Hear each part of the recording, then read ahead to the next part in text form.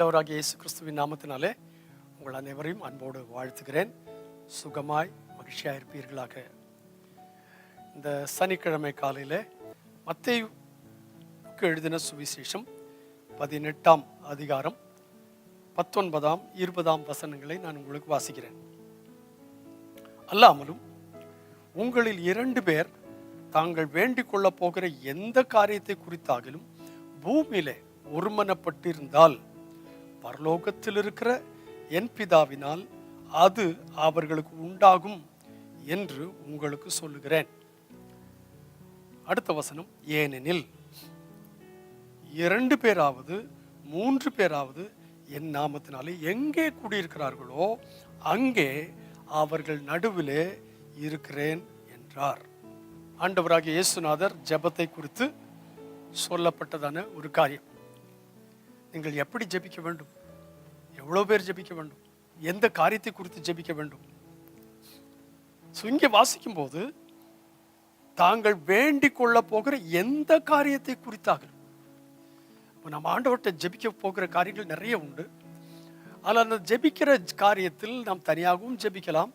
ஆனால் நம்மோடு கூட சேர்ந்து ஜெபிக்க இன்னும் ஒருவர் இருந்தால், 2 பேர், just 2 of us, தாங்கள் வேண்டிக் கொள்ள போகிற எந்த காரியத்தை குறித்திலும் பூமியிலே ஒருமனப்பட்டிருந்தால், it is very difficult for us to come in one mind. ஆகையால் ஆண்டவராகிய கர்த்தர் சொன்னார், எந்த காரியத்தை குறித்திலும் பூமியிலே நீங்கள் ஒருமனப்பட்டிருந்தால் பரலோகத்தில் இருக்கிற என் பிதாவினால் அது அவர்களுக்கு உண்டாகும் என்று உங்களுக்கு சொல்கிறேன். It shall be done for them of my Father which is in heaven. It shall be done. அதுக்கப்புறம் அதுக்கு காரணத்தை சொல்றார். 2 பேர் ஜெபம் பண்ணா எப்படி இந்த காரியம் நடக்கும் அப்படின்னு கேட்டா அடுத்தற்கான காரணத்தை சொல்கிறார். ஏனெனில் 2 பேராவது. So 2 is the minimum for us to have one mind.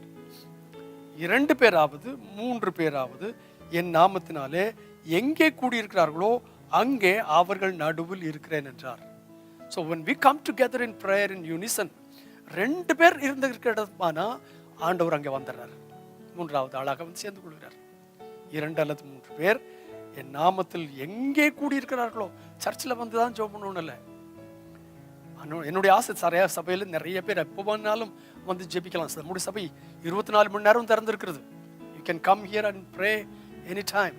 ஆனால் 2 பேராவது என் நாமத்தில் எங்கே கூடிய, மரத்துக்கடிலையா, உங்க வீட்டிலையா, ஆஃபீஸ்லையா, பள்ளிக்கூடத்துலையா, எங்கே இருந்தாலும் 2 பேர் ஒருமனப்பட்டு எதையாகிலும் வேண்டிக் கொண்டால் தேவன் அதை உங்களுக்கு செய்வார். அது அவர்களுக்கு என் பிதாவினால் உண்டாகும். கூடுமான மட்டும் ஒருத்தர் கூப்பிட்டுங்க, ஜெபத்தில் கூப்பிட்டுங்க, வாங்க இந்த காரியத்தை குறித்து ஜெபம் பண்ணுவோம் பிரதர், இந்த காரியத்தை குறித்து ஜெபிப்போம் சிஸ்டர், கூப்பிட்டுங்க. 2 பேரும் சேர்ந்து ஒண்ணா உட்கார்ந்து ஜெபம் பண்ணுங்க. அந்த காரியத்தை கர்த்தர் நமக்கு வாய்ச்சி செய்வார். பரிசுத்த பிதாவே, இயேசு கிறிஸ்துவின் அதிகாரம் உள்ள நாமத்தினாலே இந்த நாளிலே 2 பேர் ஒருமனப்பட்டு ஜெபித்தால் பரலோகத்தில் இருக்கிற பிதாவினால் அது உண்டாகும் என்று சொல்லி கொடுத்தீரே. எங்கள் ஜனங்கள் கர்த்தாவே எங்கேயும் சமயம் கிடைக்கிறதெல்லாம் நேரத்திலலாம் எங்கேயாவது 2 3 பேர் சேர்ந்து ஜெபிக்க கிருபைதார். அப்படிப்பட்டதான ஒரு ஐக்கியத்தை எங்கள் மக்கள் மத்தியிலே தாரும். நீர் அதை செய்தபடியாலும் உமக்கு ஸ்தோத்திரம். இயேசுவின் நாமத்தில் பிதாவே, ஆமென். கேட்கிற பிரியமானவர்களே, யாராலும் ஒருத்தர் கூப்பிட்டுங்க ஜெபத்துக்கு, எந்த நேரத்தில் யாரும் கூப்பிட்டுங்க. இந்த காரியத்துக்காக ஜெபம் பண்ணுவோம், வாங்க பிரதர்னு கூப்பிடுங்க, சிஸ்டர் வாங்க இந்த காரியத்துக்காக ஜெபம் பண்ணுவோம்னு கூப்பிடுங்க, உட்கார்ந்து ஜெபிங்க. கர்த்தர் அதை வாக்கி செய்வார். God bless you.